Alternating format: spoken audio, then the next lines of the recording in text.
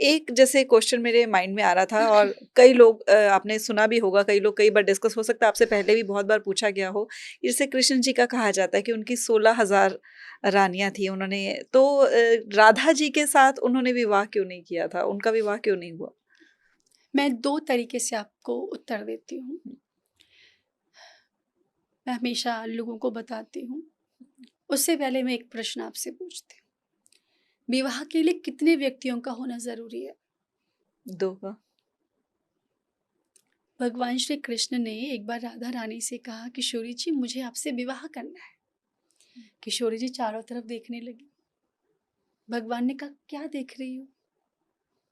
राधा रानी ने कहा, विवाह के लिए 2 व्यक्ति चाहिए ना, दूसरा कहाँ है उसको ढूंढ रही हूँ। भगवान ने कहा, हम दोनों को करना है। किशोरी जी ने बोला, हम दोनों 2 कब से हो गए? हम दोनों तो एक हैं।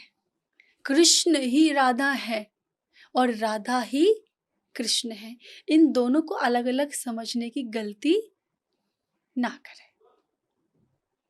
दोनों ही चकोर हैं और दोनों ही चंद्रमा हैं।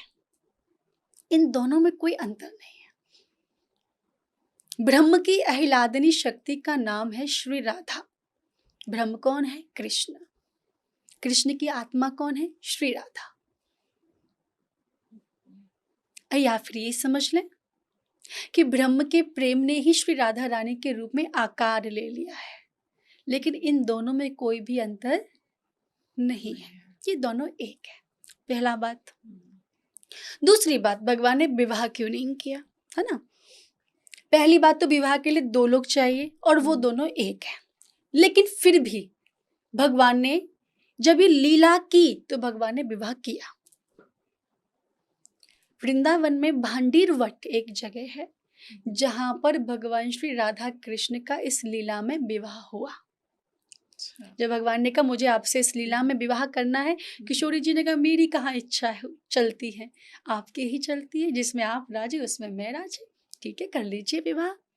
तो आज श्री किशोरी जी का विवाह श्री ठाकुर जी के साथ भांडीर वट में हुआ और श्री ब्रह्मा जी महाराज ने अपने हाथों से कराया।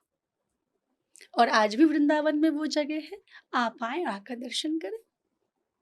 मैं फिर से कह रही हूँ, 2 नहीं हैं, एक है। लेकिन भगवान ने जब ये लीला की तो इस लीला में भगवान ने श्री राधा जी के साथ विवाह भी किया।